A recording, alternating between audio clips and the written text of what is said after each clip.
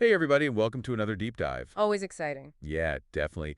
This one is actually a huge shout out to senior technical writer Curt Robbins. Oh, nice. Yeah, for suggesting we do a deep dive on this topic, which I think is really going to hit home for a lot of, technical writers, documentation specialists, IT pros out there. We're going to be diving into When the Docs Are an Afterthought by the old tech writer, published on Medium on August 22nd, 2024. Catchy title. It is, right? And it's a really fascinating look at kind of what happens when, documentation gets the short end of the stick, so to speak. Yeah, it's a familiar problem for many of us, I think. This article kind of cleverly breaks it down into like 7 signs that you're working in a documentation afterthought zone. Yeah, definitely. I thought that was a really clever way to frame the conversation. What really stood out to you when you were reading through it? Well, the first one, no documentation specific standards, Yeah, really resonated with me.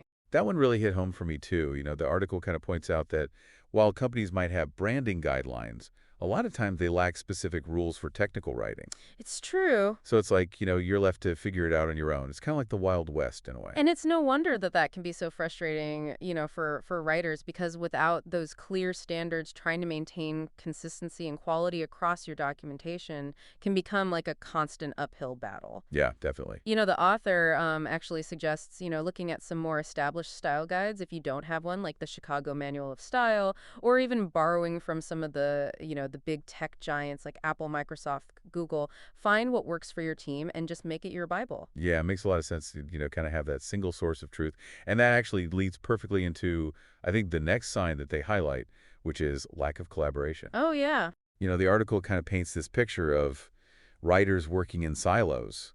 And, they only really come together when something goes wrong, like layoffs or, there's a reorganization happening. Yeah, that's not a good recipe. Not a good recipe at all. And the author emphasizes how vital, regular communication is, for technical writers, like Right. team meetings, peer reviews. Yeah. Having a system in place for peer review, I think, is so essential because, imagine a fresh pair of eyes catching errors or, suggesting a clearer way to explain something really complex. Yeah. These are things that can easily slip past even the most seasoned writer. Oh, for sure. Right.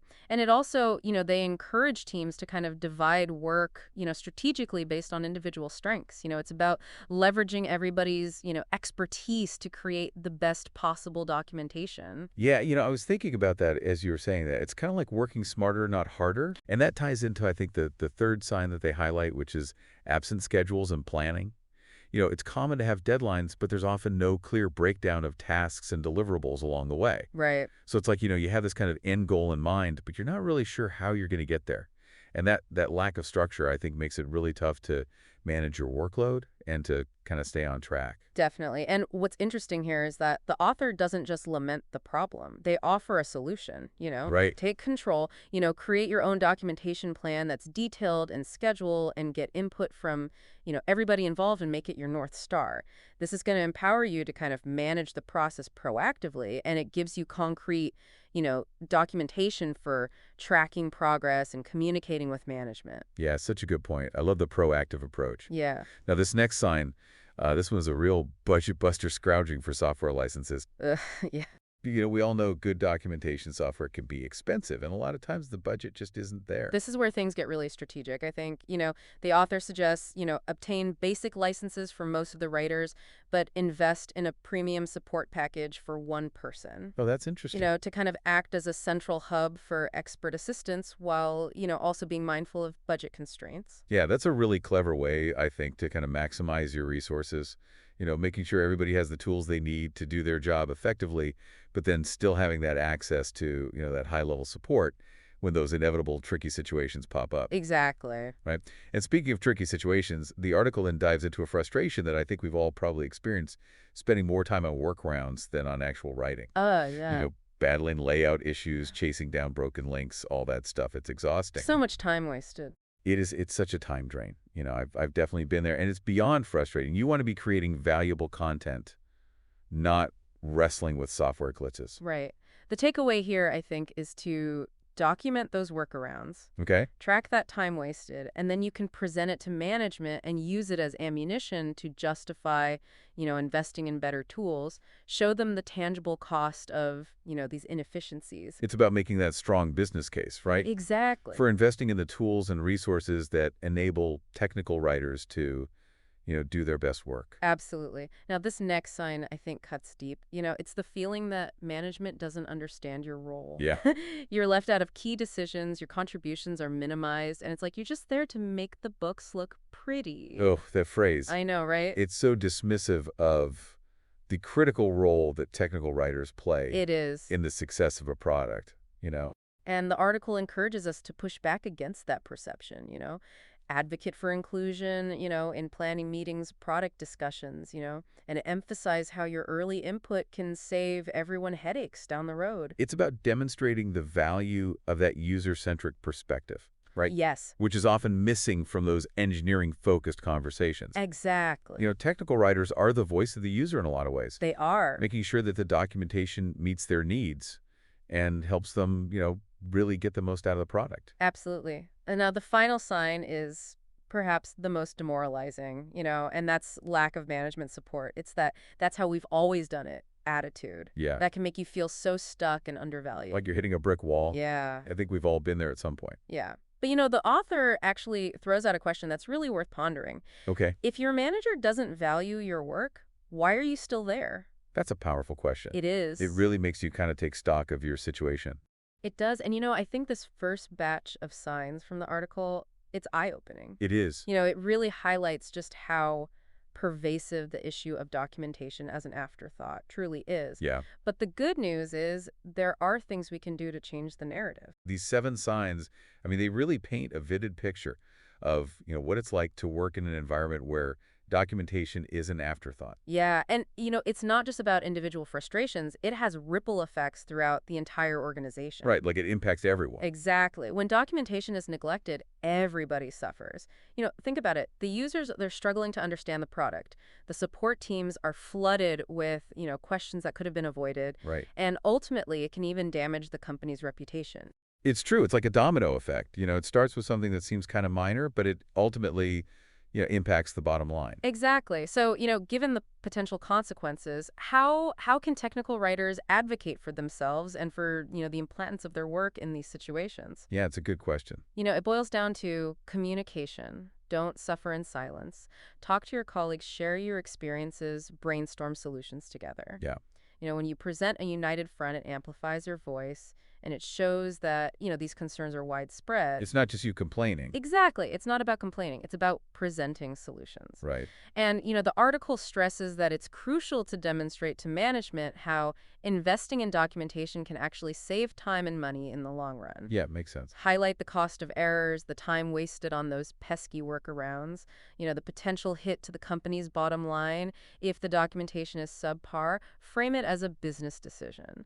Okay, so it's not just about, asking for, a better chair or, whatever. It's really about connecting those dots between good documentation and, positive business outcomes. Exactly. The article also emphasizes the need for technical writers to be proactive, Okay. take ownership of the documentation process, even when it feels like, others are neglecting it. So what does that look like in practice? That's where, creating that documentation plan we talked about earlier comes into play. Right. Even if it's not officially requested, having a clear roadmap, it shows initiative and it gives you a framework for, discussions with stakeholders. It's Yeah. about being the solution, not just pointing out the problems. Yeah, it's about, kind of taking the reins a little bit. Exactly. Demonstrating professionalism and a commitment to quality, even when, things around you feel a bit chaotic. Right. The article also touched on something that really resonated with me. How important it is to be seen as more than just the person who makes the books look pretty. Oh, I know. That's a constant battle. It is, right? The battle against that misconception. It's like, come on. Exactly. We need to educate others about the multifaceted nature of technical writing. Right. It's not just about grammar and formatting. It's about truly understanding complex technical concepts and translating them into language that anyone can grasp. It's about, anticipating the needs of your audience and making sure that the information is not only accurate, but truly helpful. It's a form of user advocacy. It is, yeah. And that user-centric perspective is incredibly valuable, in planning meetings and product discussions. Oh, for sure. Technical writers can bring a unique perspective to the table by, highlighting potential usability issues and advocating for changes that improve the overall user experience. So it's about, kind of inserting ourselves, making sure that we have a seat at the table when those decisions are being made. Exactly, you got it. And, this article, it doesn't sugarcoat the challenges, but there's a real sense of hope woven throughout. Oh, yeah. It empowers technical writers to make a difference, even in, environments where documentation may be an afterthought. Yeah, there's definitely a call to action, I think, There is. a reminder that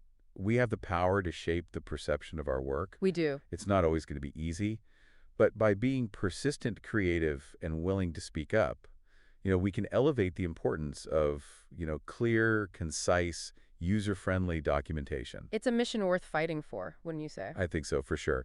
This deep dive has been, incredibly thought-provoking. It's given us a lot to consider, both, individually and as a community of technical writers. Yeah, we've unpacked those 7 warning signs that, indicate documentation might be an afterthought in your workplace. Right. We've explored, those negative consequences that can unfold when documentation is neglected. And, we've started to kind of brainstorm strategies for advocating for our work and promoting, a more documentation-friendly culture.